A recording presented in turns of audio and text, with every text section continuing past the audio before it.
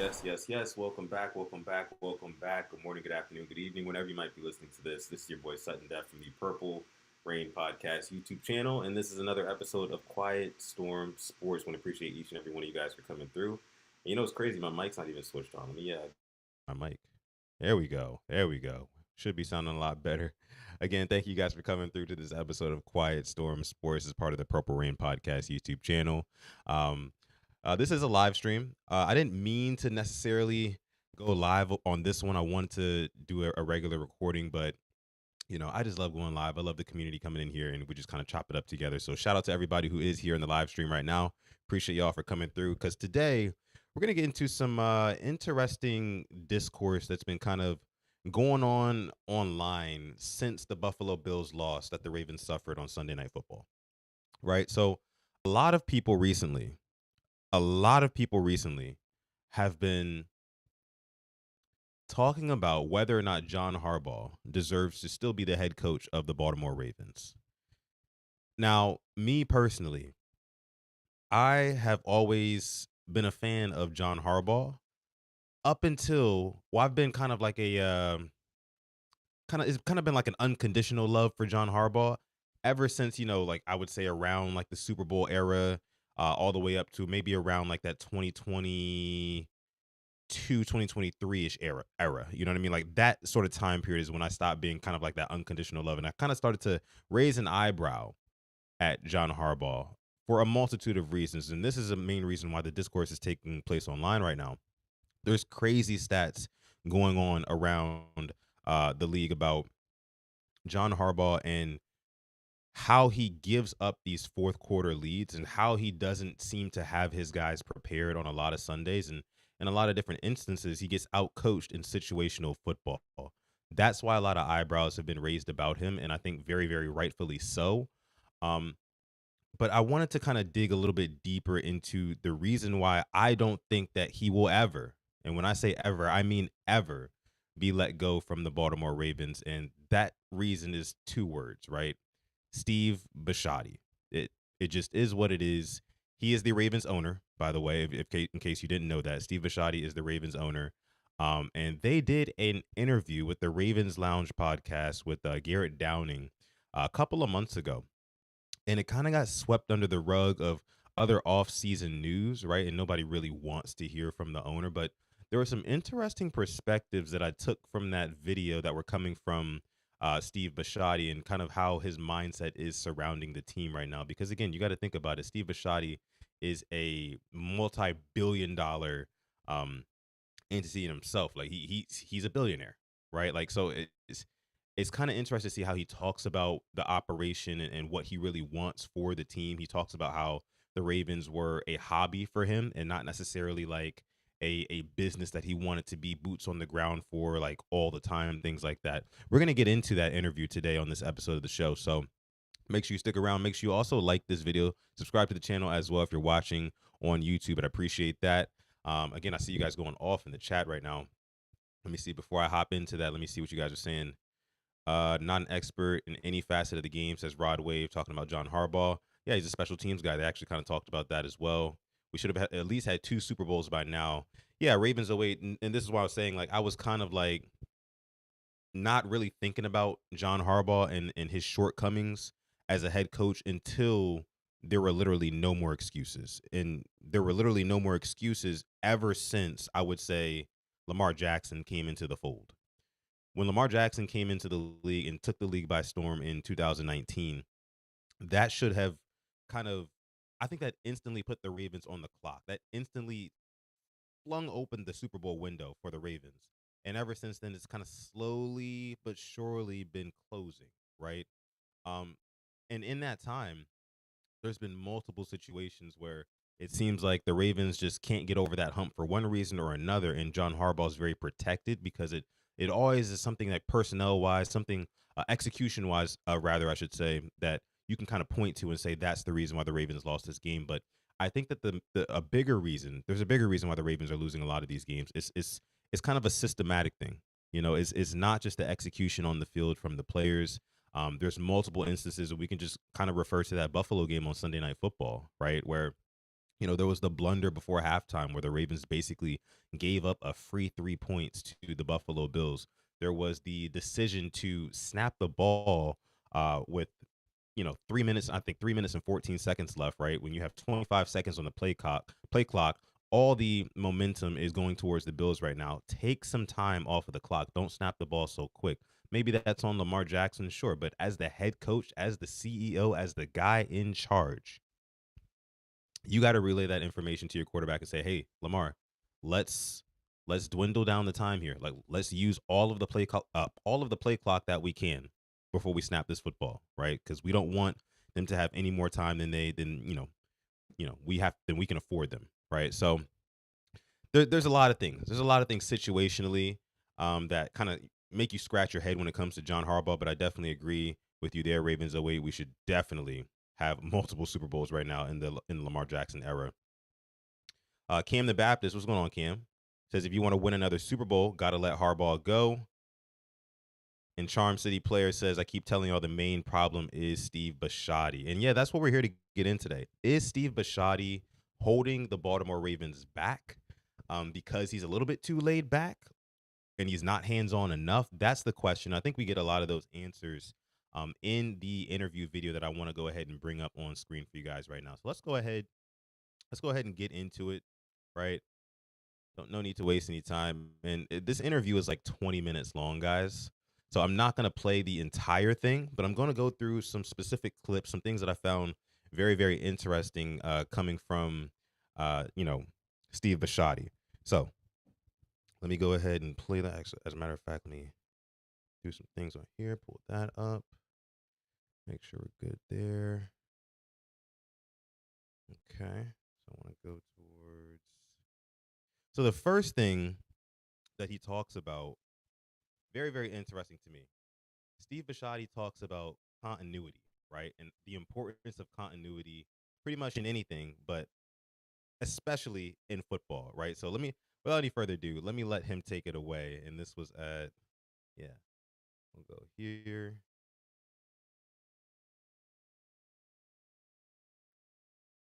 Keeping a family environment, keeping an honest, transparent environment. And I thought he was really good at all his skills. And then he hands me Ozzy. I mean, he drafts him in the first round, and then he says, hey, if you're giving up football, you're not giving up the Browns. So scouting or coaching, you decide. So I inherit him, and one of his first hires is Eric. So that's put in, right there. I inherit a coach. 3 years after I take charge, I replace him with John, and continuity is a gift Here that it is, guys. you get. You try and participate in that continuity, but it's really it's bigger than people. You've got to really work at it, and it can go sideways if you don't work hard at it. And that it is like we get complimented by the continuity, and it's like, well, what's the alternative? Rolling through coaches. Right. Well, then you're picking the wrong people, obviously. Yeah. So you guys heard it there. He kind of stumbled over his words a little bit, but you get the gist of what he's trying to say, right?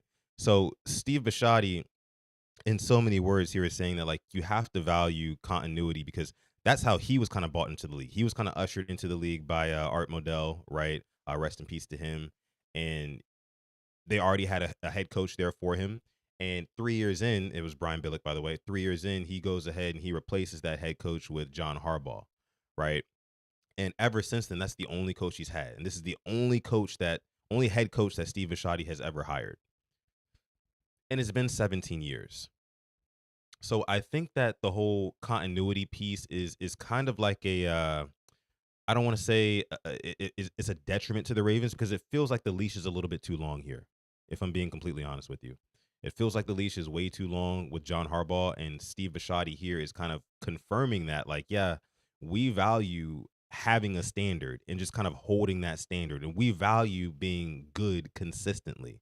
Of course, they want the Super Bowl, and they'll talk about that later on in the interview as well. But I think that they value the standard a little bit too much, and it leads me to believe they're a little bit too comfortable, right? The fact that Steve Bisciotti was even able to have this interview, this sit down interview with his head coach that he just extended 3 years in. He is 3 more years, guys. By the way, through the 2028 season. That's how long Harbaugh is here. Hopefully he wins some Super Bowl, and he's hopefully he wins some Super Bowls, gets over the hump, and he can stay.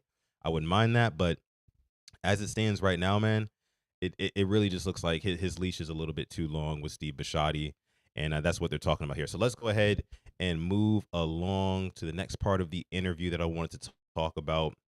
Again, guys, this is not going to be a super long video, but these are some things that really stood out to me, and I don't want to get too much into Harbaugh talking on this because Harbaugh kind of gives you, you know, he doesn't really give you the most interesting answers. We hear Harbaugh speak all the time, but I want to hear Steve speak. So let me go ahead and fast forward to this part of the interview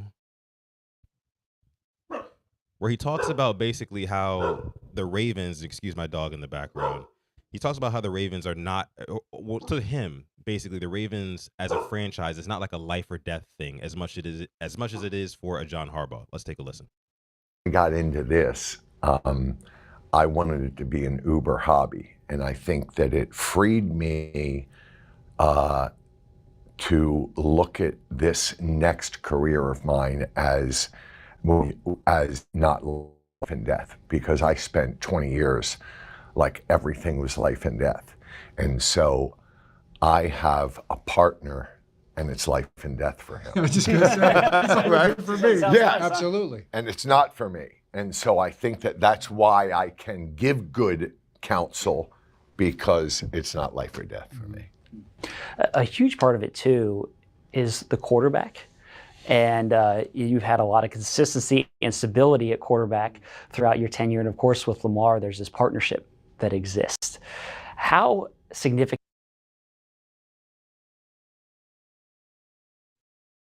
All right, so I'm gonna pause it there, and let's kind of break down what he just said there. So he talks about how when he purchased the Ravens again, he was already like a billionaire by that point, obviously, and he wanted to look at the Ravens and owning a football team as like a super hobby of his, right?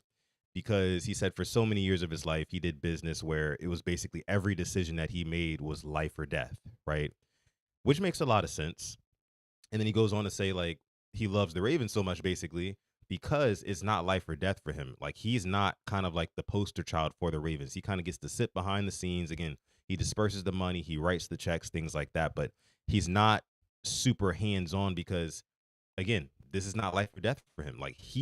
And when I say he, John Harbaugh, he knows that John Harbaugh has to be the one making all of the decisions, the tough decisions. He has to be the one to answer to the critics and the media when it's time to do that.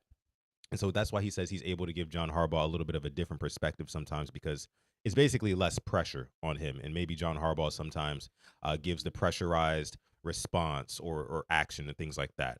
But zooming out a little bit, I think it kind of speaks to how Steve Bisciotti, or how bad Steve Bisciotti really wants to win a Super Bowl.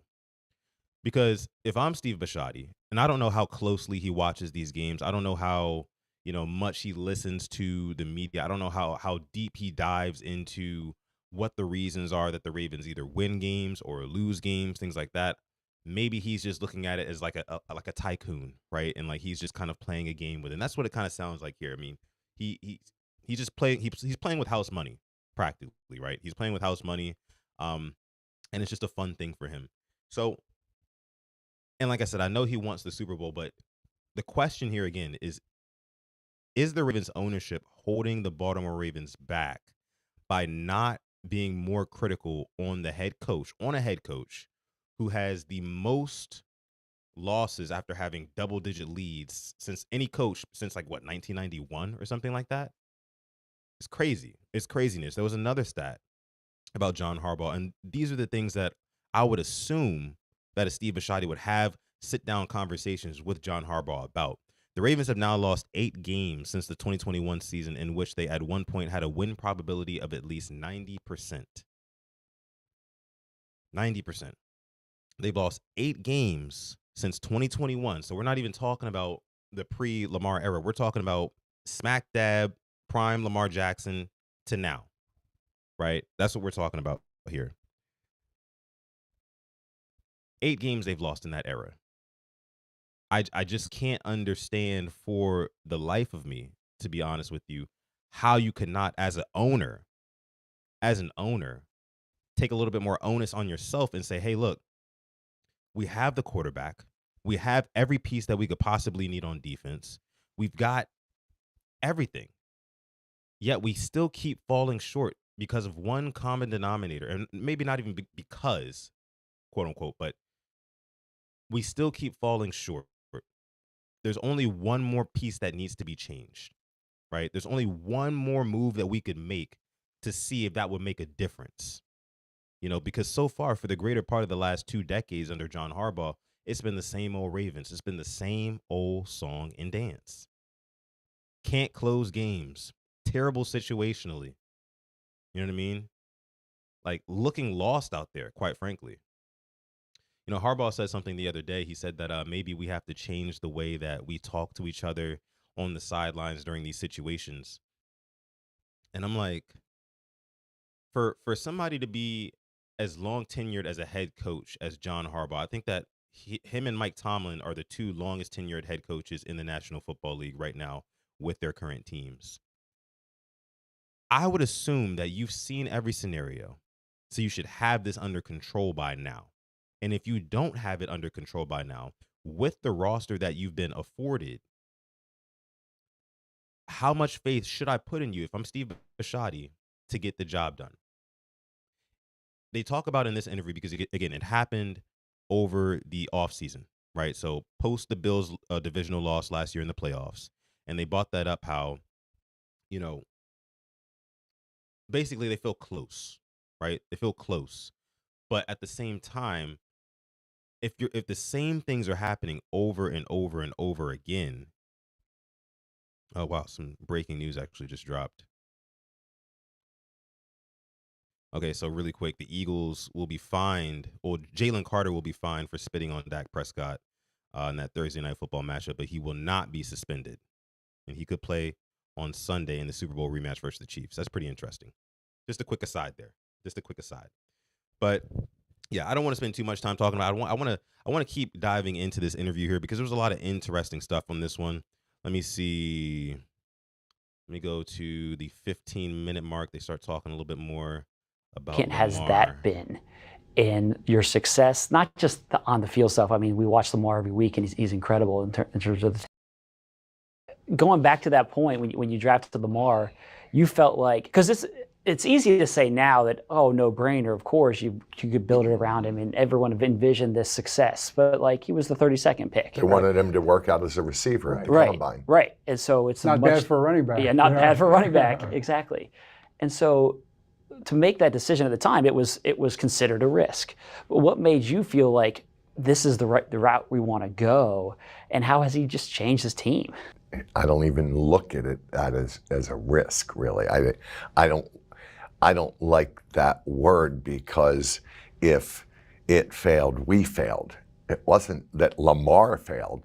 So the minute we're making an out of the box, again, how out of the box was it? I just thought, well, it's going to succeed because we're going to mitigate the risk. That's the whole point of taking on risks, is having confidence in your partners that you can mitigate it and bring it down to almost no risk at all. And really, what was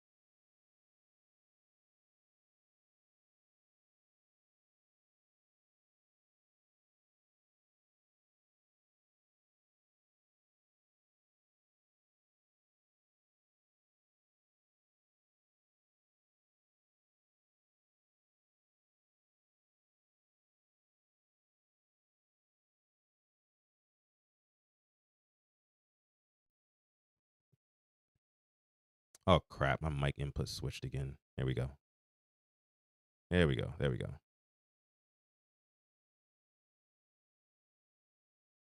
Sorry, y'all. Mic input switched again. I don't know. It's my AirPods. Sometimes it switches back and forth. Yeah, my bad, y'all.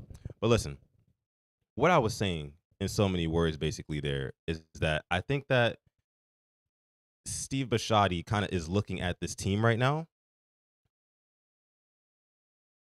As a matter of fact, you know what? Let me go back here. Not Steve Bisciotti, but John Harbaugh and the Ravens, they look at Lamar Jackson in a way, and I think they kind of hold him back in a couple of ways because I was saying a lot of people that I respect and that I trust were saying that even still to this day in 2025 that Lamar Jackson has not fully been unleashed. And I was talking about that play where Zay Flowers gets the jet sweep towards the end of the game. Why would you use one of your crunch time plays, right? Why would you give the ball to Zay Flowers behind the line of scrimmage? If you want to let Lamar Jackson drop back and throw the ball over the middle, maybe to the sticks or past the sticks to Zay Flowers, fine by me, right? Fine by me. But I think that it was ill advised to waste one of those downs doing an end around to Zay Flowers that ended up not working at all, right? I think Lamar Jackson had the option to keep on that one. I would have much rather him keep it, but you got to keep the ball in your $260 million quarterback's hands. I think that that's the end of it. That's the end of it. Shout out to my guy Sip to Tally Films in the chat. Charm City Sideline in the chat. What's going on, y'all? Appreciate y'all for coming through. Yeah, just breaking down a little bit of this Steve Bisciotti mess right now. Nobody's really talking about it, but I'm bringing up this interview from over the offseason because I think it really highlights how Steve Bisciotti, as the Ravens owner, feels about his team right now and the current state of his team. And I would love to ask him this question right now, post that Bills loss in week 1. But all signs here point to John Harbaugh is his guy. And I'll also say this. Harbaugh, I think, is so well respected and just so well liked in that building. They'll never fire him. They'll never let him go. You know what I mean? Like John Harbaugh, and I was telling Alex and Engraven Vids, who was on the channel yesterday too. I was telling them that John Harbaugh is literally in the perfect place. He's in the perfect place right now. He has no. Think about it. He's got Lamar Jackson, right? One of the best quarterbacks on the planet, right? Defensively, he's got every piece he needs defensively. He's got a wealth of knowledge when it comes to coaches. Defensively, offensively, he's got guys who are decorated. He's got it made, man. He's got it made. And even though he keeps falling short, like I said before, there's always execution things that you can point to where John Harbaugh kind of gets hidden underneath. His contributions to a Ravens loss kind of get swept under the rug pretty often. So guys like Steve Bisciotti from the outside looking in, which you can kind of tell is what Steve Bisciotti, he's kind of a little bit more of a hands-off owner. I mean, he still has his hand in the cookie jar, but he's a little more hands-off, I would say. You can tell that Steve Bisciotti John Harbaugh has no sort of heat on him from Bisciotti right now. And I don't know why, because at one point he did. At the end of that Flacco era, John Harbaugh's seat was heating up. I'll never forget, Rich Eisen had Steve Bisciotti on his radio show, I think back in 2017. And, basically, in so many words, Steve Bisciotti he admitted to the fact that he was considering going in a different direction at head coach. But now, 6-7 years later, Lamar Jackson has completely changed Steve Bisciotti's tone. But Steve Bisciotti thinks that John Harbaugh righted the ship, not Lamar Jackson. I think that's interesting. To be honest with you. Let's go ahead and proceed here. Only a couple more things I want to kind of point out to you guys before I get out of here. Almost 80 people watching live. Thank y'all so much for coming out to this episode of Quiet Storm Sports. Again, apologize for the technical difficulties. I'm still trying to go ahead and Still trying to go ahead and figure some things out here as I stream alone. I need a little director or something like that. Yeah, we'll get an intern or something. Charm City Sideline says, is this the first time you've been on Team Fire Harbaugh, or are you still 50-50 as of now? I think no, it's not the first time. It's not the first time, but this is the first time that I'm really kind of I guess you could say serious about it. I guess you could say serious about it. Like I was telling the people, who were in the stream to begin with, I was telling them that, for the most part, ever since the Super Bowl in 2012, up until I would say 2022, 23, I was pretty much good with Harbaugh, right? Those Flacco days where Flacco wasn't really hitting on nothing after the Super Bowl, I could blame that on the quarterback play. I legitimately could. There were times where Joe Flacco just looked anemic, quite frankly, in the regular season. And I could kind of chalk it up to that. But once the Ravens got Lamar Jackson and once he took the league by storm, the excuses flew out of the window for John Harbaugh for me. The Super Bowl window flew open, and the excuses for John Harbaugh also flew out with it. They flew out that very window. So it's just like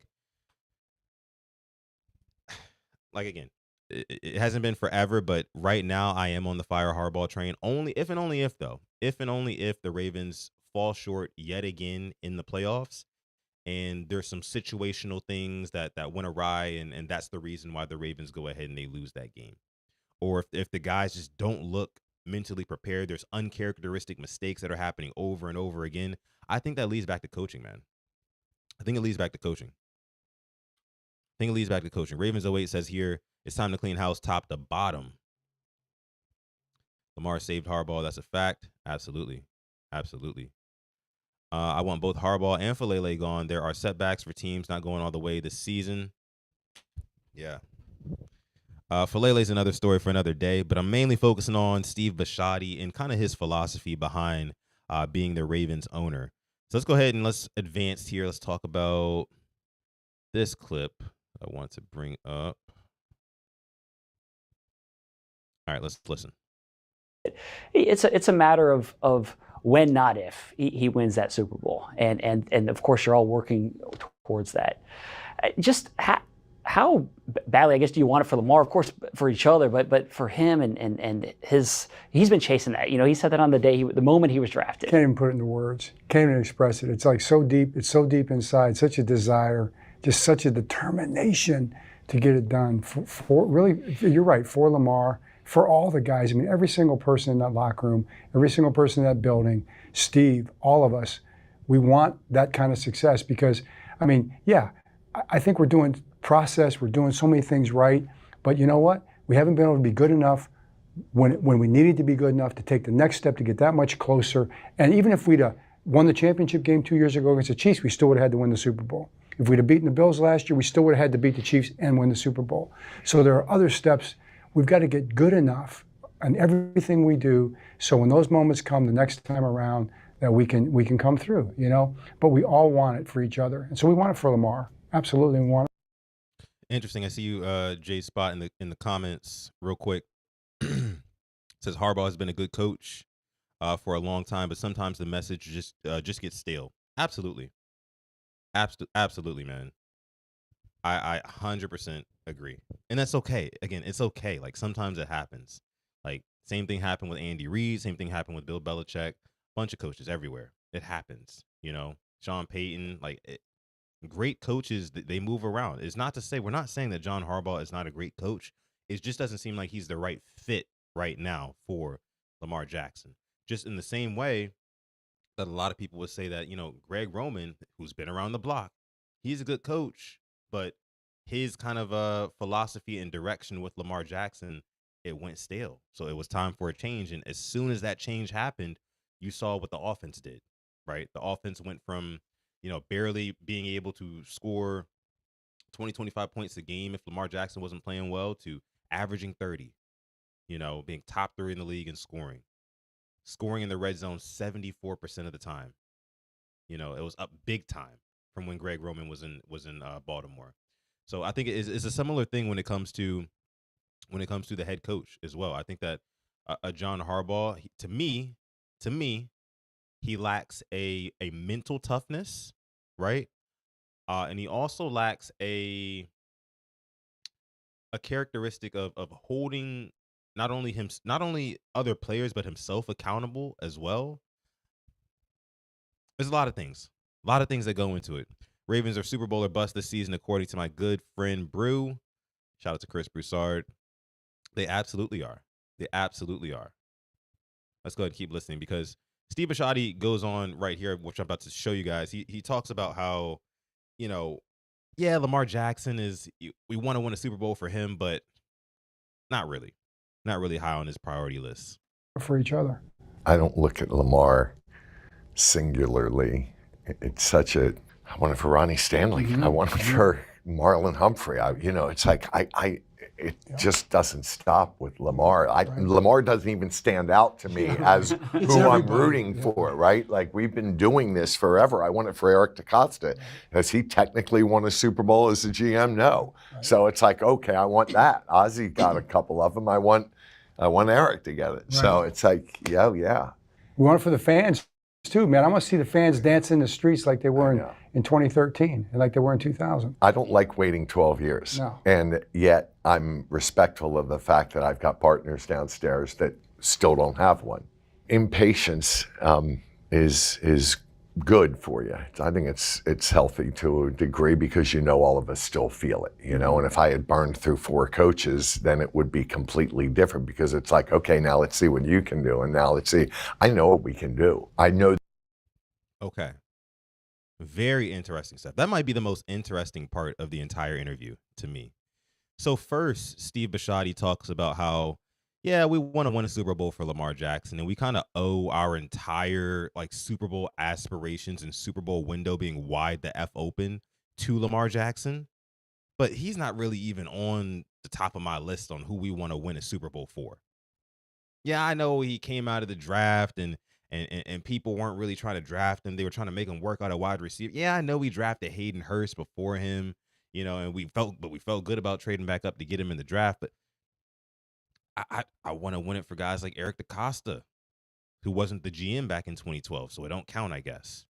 I want to win another one for John. I want to win one. He talks about how he wants to win one for guys like Ronnie Stanley and Marlon Humphrey, which is cool, but I think all of this kind of goes to show, because he talks about partners and staff members and coaches and guys high up in the castle, right?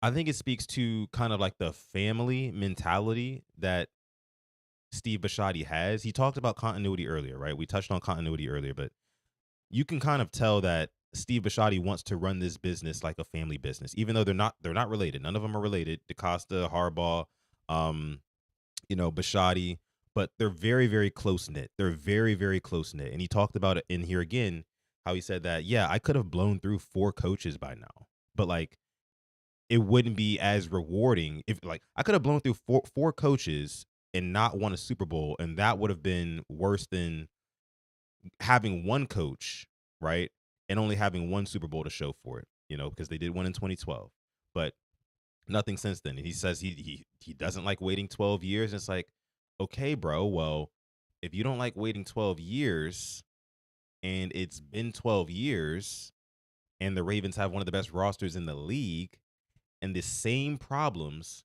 end up plaguing them every time the going gets tough in the playoffs or in big games against really good teams, maybe it's time for a change at head coach, man. Just saying, right? Just saying, right? And that's why the whole Super Bowl or bust thing is so fascinating to me, because Harbaugh, he kind of denounced everybody who said, oh, the Ravens are Super Bowl or bust. He said, no, that's crazy. That's ridiculous, but people weren't saying that it's Super Bowl or Ravens disband the franchise. No, it's Super Bowl or it's time to shake some shit up. You know what I mean?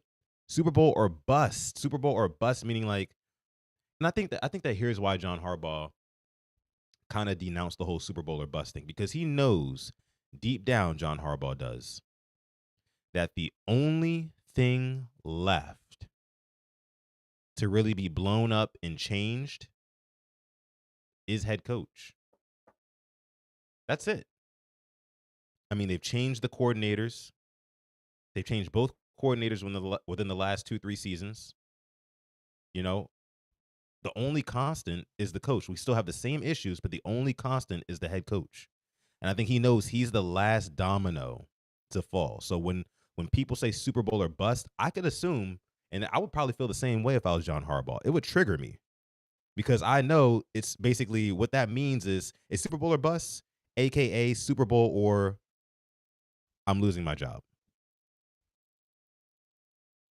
That's what it boils down to. I think if you're Harbaugh, I think that's what it boils down to. Let me see. Let's keep on rolling here. I think I got one more clip to show you guys before I head on out of here. Yeah. One more clip, guys. Bear with me.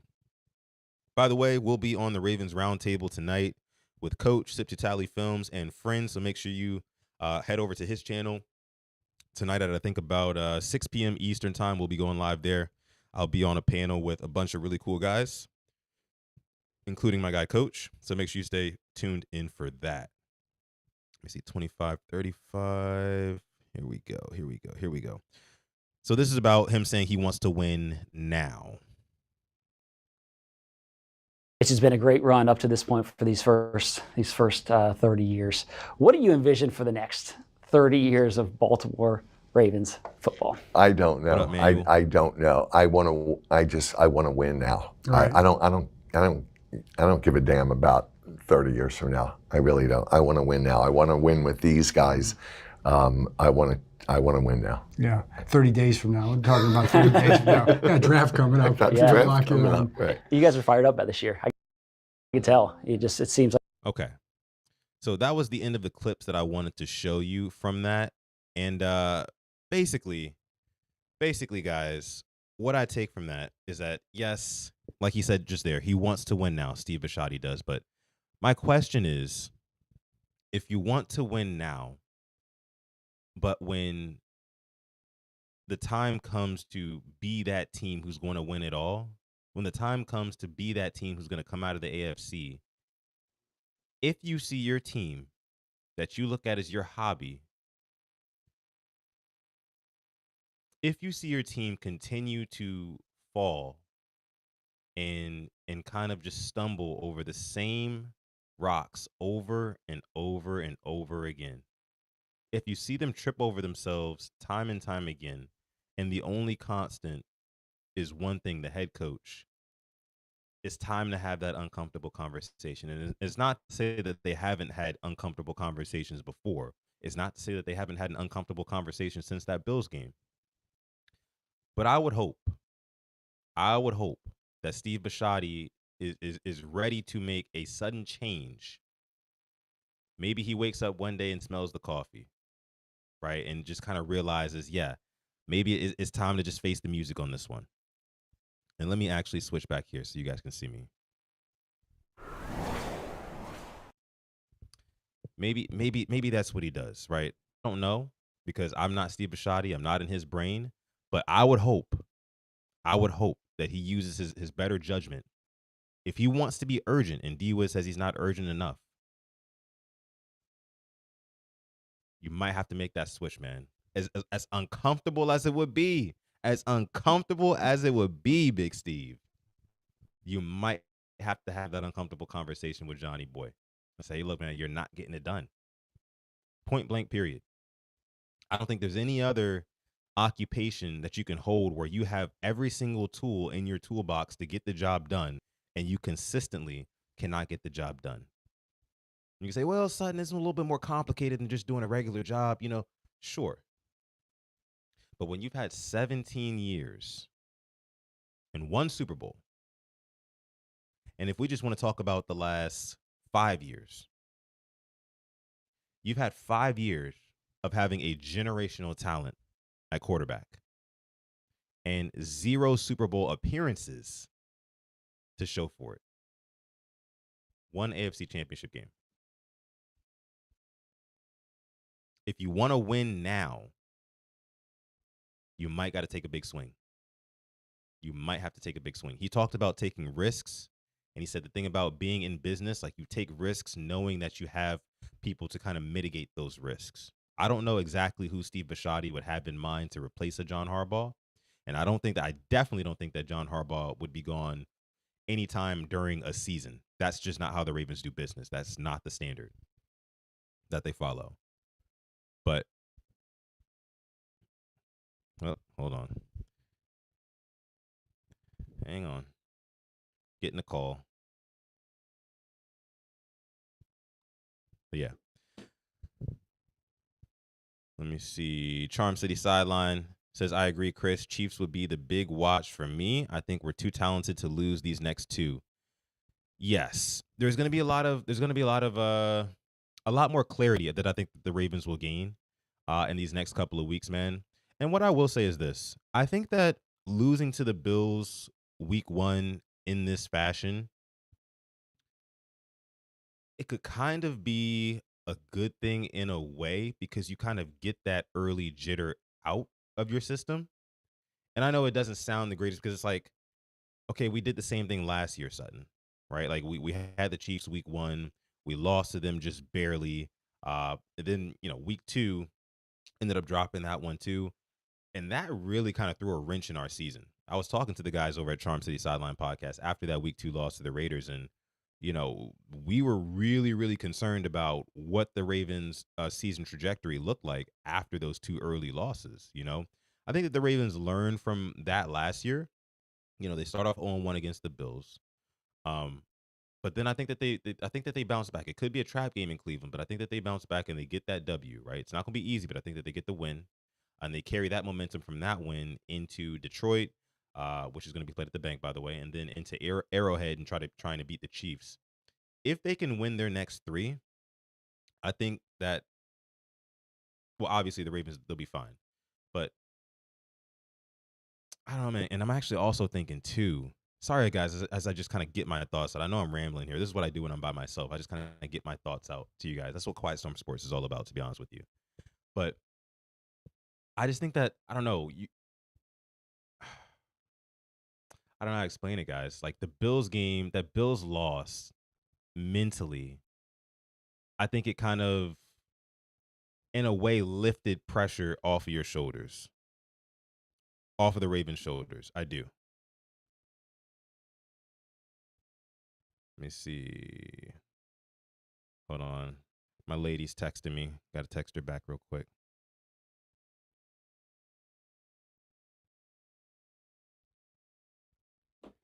But yeah, guys, I think you guys get what I'm trying to say. Like, I think losing to the Bills early is not the end of the world, right? That's one of the best teams right there. If anything, it'll motivate the team to come back with a vengeance in January, whether that be it played in the Bills stadium or in our stadium. I think it's probably leaning more towards the Bills. Ravens 08 says we also need number one seed. We do if we want to get that home field advantage, but it's looking kind of far fetched right now. Cam, I like this. As get a defensive minded head coach to guide Zach Orr instead of Harbaugh being in his ear. That would let Monken do his thing his way. Okay. We need a Philly type of defense to win the Super Bowl. I do think that the Ravens would benefit, right? I do think that the Ravens would benefit from having a. I do think that the Ravens would benefit from having a defensive minded or an offensive minded head coach. Somebody who specializes in one side of the ball. I think that situationally would be a lot better as opposed to kind of Harbaugh just kind of sitting back because nobody really knows what Harbaugh does on the sidelines. To be honest with you, we know that he lets his coordinators call the plays. He has a lot of trust in his coordinators, but what does John Harbaugh actually do? I think that if he was more of a specialist in one direction or another and not just special teams, that would bode a little bit well for this team. To me. What if this was a playoff game? To be honest, I didn't like the fact that Lamar wasn't willing to go for it because he was cramping. That's another thing. It's another coaching thing. If Lamar Jackson was cramping, call a timeout. Call a timeout. You know what I'm saying? I mean, call a timeout. Then after the timeout, go to the line of scrimmage, let the clock run down. Like you had time. You had time. You had options, is what I'm saying. Like, And it's not like Lamar Jackson. This is how you know he must have really been hurt, because he got exploded, like blown up by Ed Oliver on that play, who completely wrecked our game, to be honest with you. Um, and I think he kind of got the wind knocked out of him. I don't even know if it's necessarily cramping again, but I think he probably just got the wind knocked out of him because he got hit hard as crap. And a lot of people were saying that should have been roughing the passer. Do you guys agree with that? Do you guys think that that play where Lamar Jackson throws it to DeAndre Hopkins and is short of the line of gain, so it's 4th down and 3, and then they punt? That was the same play that Ed Oliver blows up Lamar Jackson as soon as he releases the ball. Do you think that should have been roughing? Because to me, when I went back and I watched it in slow motion, and I saw the ball leave Lamar Jackson's hands. And after, like, as soon as it left his hands, that was when Ed Oliver pretty much left his feet to throw his body into Lamar Jackson's, you know. And I don't think he necessarily left his feet, but you guys get what I'm saying. He trucked him. He decleated Lamar Jackson. That was probably the worst hit I've ever seen Lamar Jackson take in his career, because it was just straight up in your grill. I mean, to be honest with you, the worst hits that Lamar Jackson takes are in the pocket. Funny enough, ironically enough. But did you guys think that was roughing? Tila M says certain other quarterbacks would have gotten it. Says yes. He'll just start hitting like this. Yeah. Yep. So you guys agree. I think that they could have called that. They really could have called that, because, I mean, I think that the reason why they didn't call it is because he didn't put his hands to the face, nor did he necessarily land on him at Oliver. So it was kind of like, it was one of those throws where, you admire the quarterback for just kind of hanging in there, hanging in the pocket, right? And just taking the hit, absorbing the hit afterwards. I think Russell Wilson had a similar one in his game against the Commanders the other day. So it was kind of like bang, bang in that way. But I will say, another officiating crew, which is why my guy DWAS, I wish he was in the chat to tell me who it is for next week. But I feel like another officiating crew might have threw that flag. And if they did throw that flag, game's over. Game's over, But that's one of the things that did not bounce our way in that game. But I do agree with you guys. I think that definitely could have gotten called. Definitely could have gotten called. Andrew G says, I think KVN Deion Dawkins missed holding call on 4th and 2 when Coleman caught the tip pass was the biggest miss of the game. Okay. I'd have to go back and check that one as well. Let me see. Cam the Baptist says 77 actually blocks Oliver. Ball isn't getting stripped too. You talking about the Derrick Henry fumble, Cam? Because I thought, and I'll have to go back and watch it again, but I thought that Roger Rosengarten was the one who got ran through on that play, because it looked like the rest of the guys were down blocking, and it looked like it was the responsibility of Roger Rosengarten to plug that gap and not allow Ed Oliver to kind of get a free rush at the ball carrier. That's what it looked like to me. That's what it looked like to me. D-West says, I'm tired of having these loser-ass debates. True. But, that's what happens. That's what happens when you have a team who, again, so talented. And this is why you're feeling this way, D-Wiz, because you have a team that's so talented, supposed to literally be favored against any team in the league, right? We were favored against the Bills going into that game. We'll probably be favored against the Chiefs going into that game, to be honest with you. Especially with no Rashee Rice. I don't know if Xavier Worthy's going to be back by that time.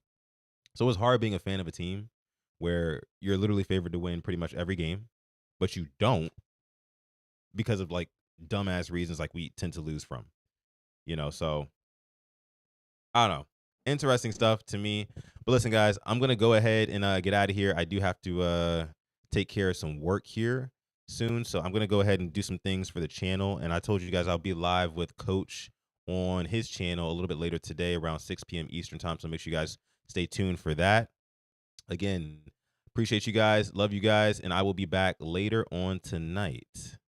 Peace.